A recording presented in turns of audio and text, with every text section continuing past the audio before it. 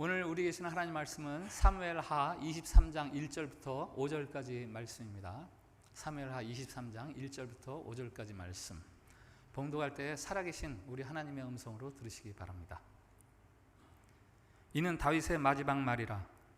이새의 아들 다윗이 말하며 높이 세워진 자 야곱의 하나님께로부터 기름 부음 받은 자 이스라엘의 노래 잘하는 자가 말하노라. 여호와의 영이 나를 통하여 말씀하시며 그의 말씀이 내 혀에 있도다. 이스라엘의 하나님이 말씀하시며 이스라엘의 반석이 내게 이르시기를 사람을 공의로 다스리는 자 하나님을 경외함으로 다스리는 자여, 그는 돋는 해의 아침 빛 같고 구름 없는 아침 같고 비 내린 후에 광선으로 땅에서 움이 돋는 새 풀 같으니라 하시도다. 내 집이 하나님 앞에 이같지 아니하냐. 하나님이 나와 더불어 영원한 언약을 세우사 만사에 구비하고 견고하게 하셨으니 나의 모든 구원과 나의 모든 소원을 어찌 이루지 아니하시랴. 아멘. 샬롬. 샬롬. 예, 우리 옆에 분들하고 한 번 더 축복 인사를 나눕시다. 하나님께서 우리를 사랑하십니다.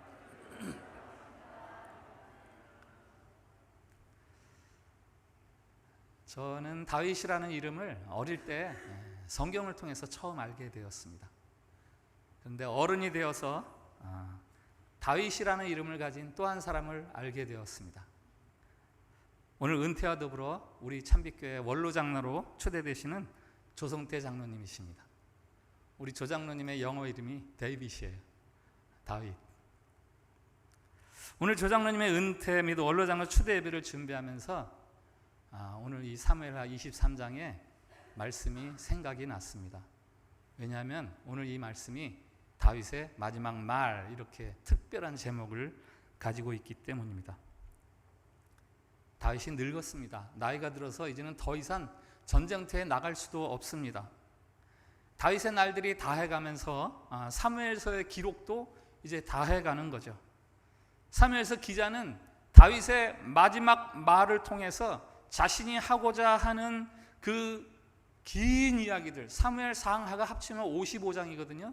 그 긴 이야기들을 대신하고 있습니다. 사무엘 상하에 나오는 그 여러 가지 인물들, 여러 가지 사건들을 통해서 이야기해왔던 그 말씀들을 마지막에 다윗이라는 인물을 직접 앞에 세워서 그의 입으로 말하도록 이렇게 사무엘서를 마감을 하고 있죠. 그것이 바로 사무엘하 22장 그리고 사무엘하 23장에 나오는 두 개의 노래입니다. 22장은 우리가 잘 아는 시편 18편 말씀이죠. 나의 힘이 되신 여호와여 하면서 나오는 노래고요. 이 노래는 다윗이 어느 한순간에 갑자기 성광처럼 영감이 떠올라서 막 쓴 그런 노래가 아닙니다.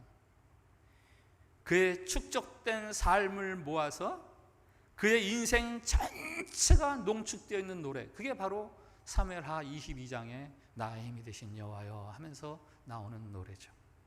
그리고 오늘 우리가 읽은 사무엘하 23장 1절부터 5절까지 읽었지만 1절부터 7절은 다윗의 마지막 말 해서, 이 마지막 말은 앞서 사무엘하 22장의 그 전체 노래를 다시 또 압축해서 아주 명료하게 다윗의 말을 우리에게 소개하는 거죠. 다윗이 뭐라고 마지막 말을 남깁니까? 우선 자기 자신에 대해서 소개하는데요, 눈에 띄는 게 세 가지가 있습니다. 높이 세워진 자, 야곱의 하나님께로부터 기름 부음 받은 자, 이스라엘의 노래 잘하는 자. 자기를 그렇게 소개해요. 나는 높이 올려진 삶을 살았습니다. 나는 하나님께로부터 기름 부음 받은 자로서 살아왔습니다. 나는 노래를 잘했습니다. 그럼 직업이 가수란 얘기 아니죠? 노래가 나오는 삶을 살았다는 거죠. 이 세 마디는 한마디로 이야기하면 너무 감사합니다. 너무 행복해요. 내가 분에 넘치는 삶을 살았어요. 이러는 거 아니겠어요? 여러분 한번 곰곰이 찾아보십시오. 주변에 어떤 사람이 이런 말로 자신의 인생의 마지막 말을 남기는가? 돈을 많이 모으고 큰 권세를 줘서 다른 사람을 쥐락펴락하는 삶을 살았던 사람들이 과연 이런 고백을 하는가?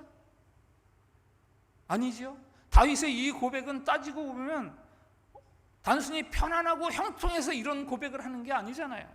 우리가 알다시피 그에게는 얼마나 힘든 일들이 많았습니까? 정말 모진 시간들이 계속되었어요. 그런 모진 시간들을 산 다윗이 어떻게 그의 마지막 말을 이렇게 말할 수 있는가? 그것은 사랑을 알았기 때문이에요. 사랑을 알았기 때문입니다. 나를 향한 사랑, 변함없는 그 사랑. 들판에서 양을 치다가 곰을 만났을 때, 골리앗 앞에서 나갔던 그 순간에, 사울에게 쫓겨서 광야를 전전할 때, 아들과 딸들이 복잡한 가정 문제를 계속해서 일으킬 때, 신하와 아들이 반란을 일으켜서 쫓겨다닐 때, 심지어 자기 자신이 하나님 앞에서 범죄하던 그 순간에도 나를 버리지 않으시는 분, 나를 돌보아 주시고 나를 사랑하시는 분, 바로 하나님이 있었습니다. 나는 야곱의 하나님으로부터 기름 부음 받은 자,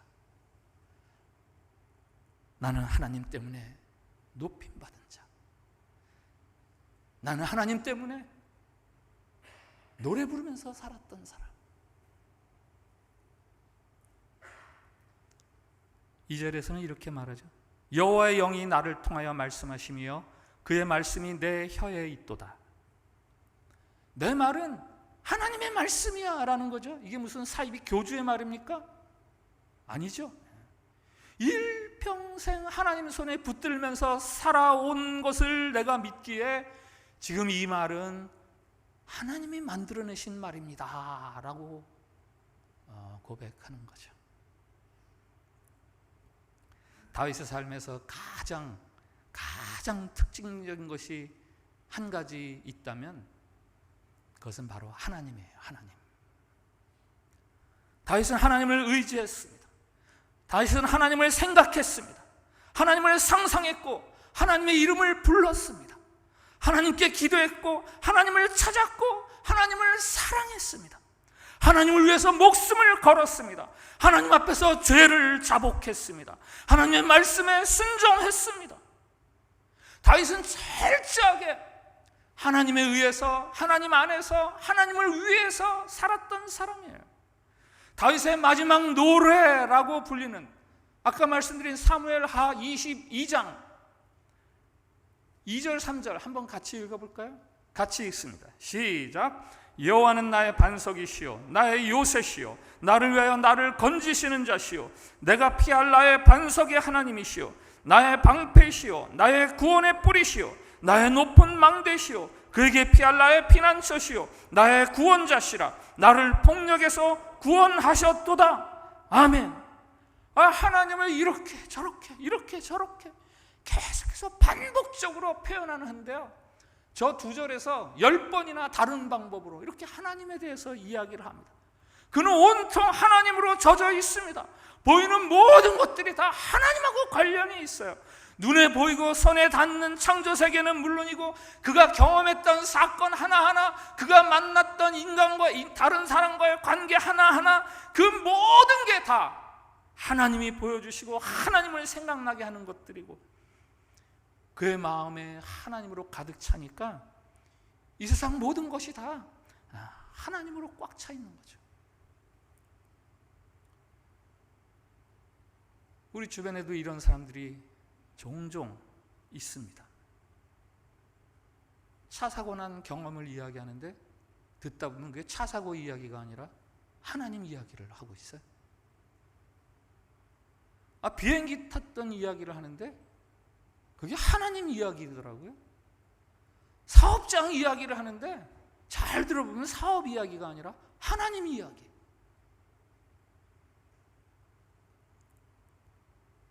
오늘 다윗의 마지막 말이 주는 첫 번째 교훈이 있다면 하나님 중심의 삶을 살아가는 사람은 이렇게 행복합니다. 하나님 중심으로 살아가니까 이렇게 행복합니다. 다윗이 자신을 두고 높이 들리운 자, 하나님의 기름 부음 받은 자, 노래를 잘 부르는 자 하고 자랑스럽게 말하는 것은 그가 하나님을 중심으로 살아왔기 때문입니다.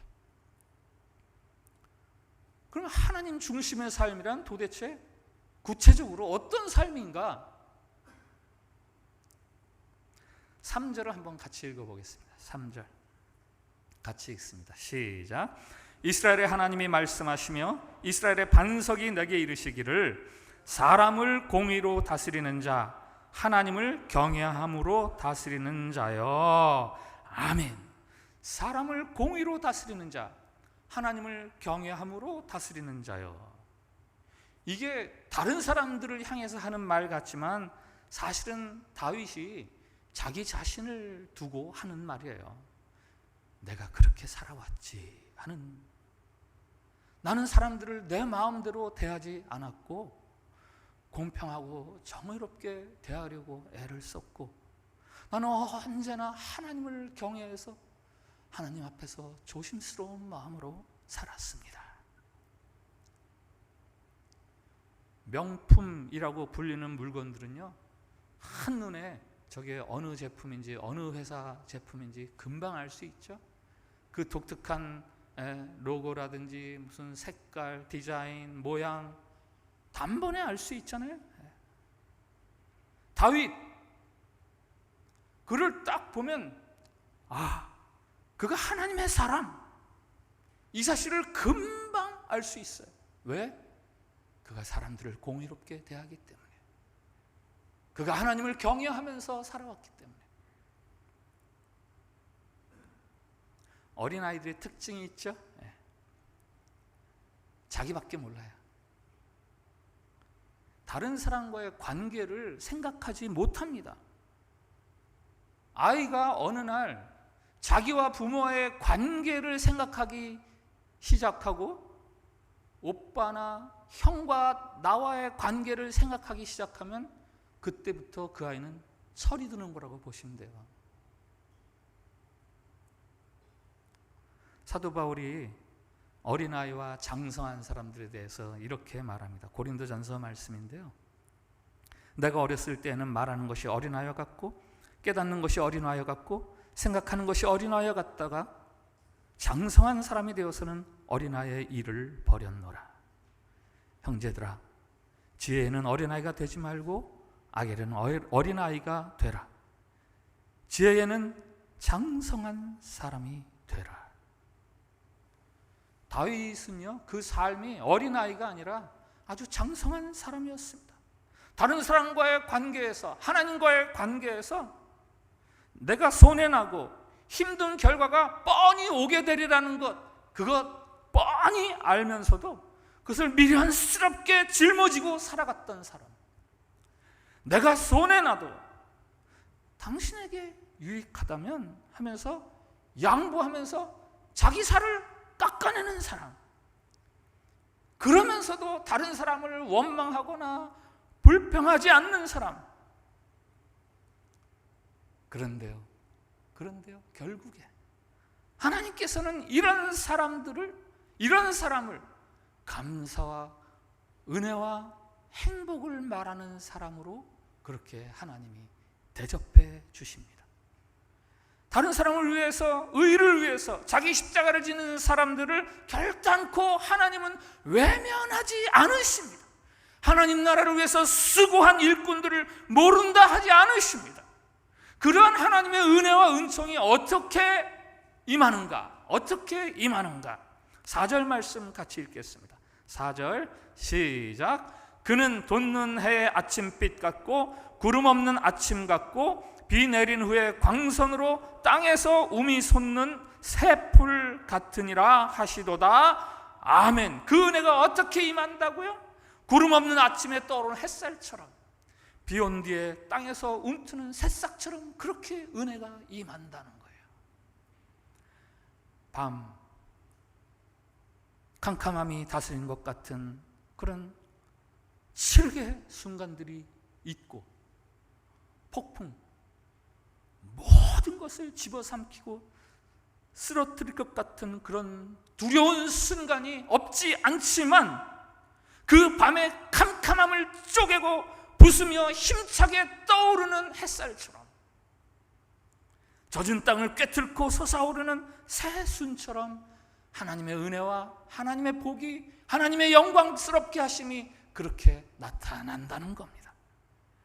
한순간 대박처럼 그렇게 임하는 게 아니라 느낄 조차 없을 정도로 조금씩 조금씩. 그러나 어느 순간에 보니 어느새 내 머리에 환한 커다란 태양이 밝은 빛을 비추고 있고, 이게 순인가 검불인가 하던 그 조그맣던 순이 어느새 매일매일 자라서 굵직한 가지가 되고 열매를 맺고,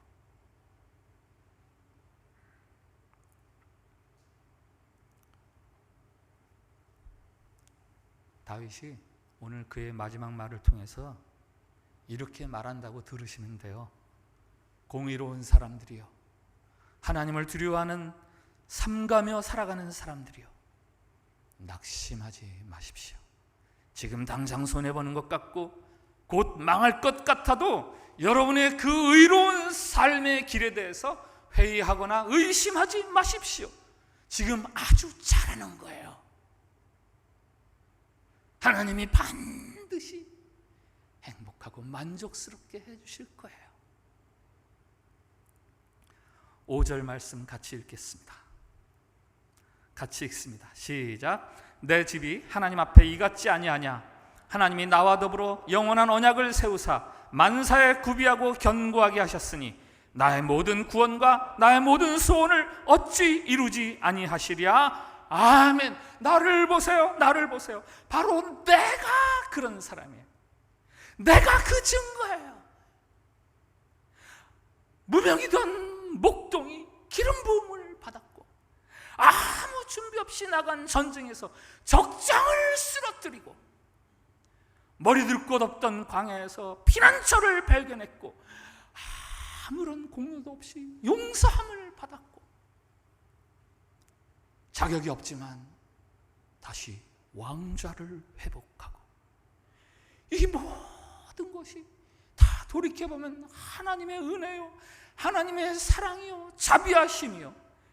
나는 그저 하나님만 바라보고 하나님에게 순종하려고만 했는데, 그러니 나의 마지막 말을 듣는 그대들이여, 아무것도 염려하지 말고 오직 하나님의 말씀을 쫓아서 거기에 여러분의 삶의 승부수를 거십시오. 반드시 나와 같이 행복할 것입니다. 이게 다윗이 남기는 마지막 말입니다. 오늘 조성태 장로님의 은퇴 및 원로 장로 추대 예배를 드리고 있습니다. 은퇴하시는 조 장로님이 후배 교인들에게 무슨 말씀을 남기고 싶으실까? 저는 조 장로님을 2004년에 처음 만나서 18년 동안 가까이서 보아왔다고 할 수 있습니다. 외람 때지만 제가 조 장로님의 그 후배들을 위한, 세상을 향한, 교회를 향한 마지막 말씀이 무엇일까? 제가 대신 한다면 바로 오늘 사무엘하 23장에 유다왕 다윗이 남긴 그 마지막 말이 아니겠는가? 아무것도 없는 상태에서 인도네시아 선교라는 거룩한 부르심을 향해서 교회 개척이라는 그 엄청난 모험을 시작하셨습니다. 캄캄한 밤같이 막막한 시간들도 있었고, 가시같이 험난한 시간들도 있었고, 등짝이 휘는 것 같은 버거운 시간들도 있었지만, 그래도 오직 하나님 한 분만 바라보며 다른 사람들이 뭐라고 그러든, 다른 사람들은 이럴 때 어떻게 하든 나는 그저 하나님이 주신 사명을 따라서, 하나님이 주신 비전을 위해서, 하나님이 주신 능력으로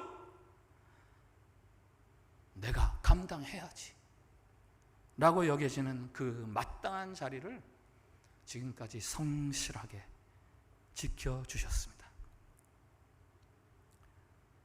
그래서 지금 교인들 앞에서 마지막 말씀, 나중에 답사할 시간이 있으실 거예요.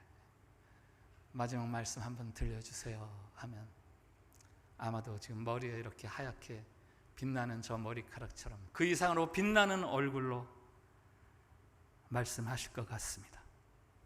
여러분, 내가 하나님과 사람들을 섬겼더니 제가 참 지금 영광스럽습니다.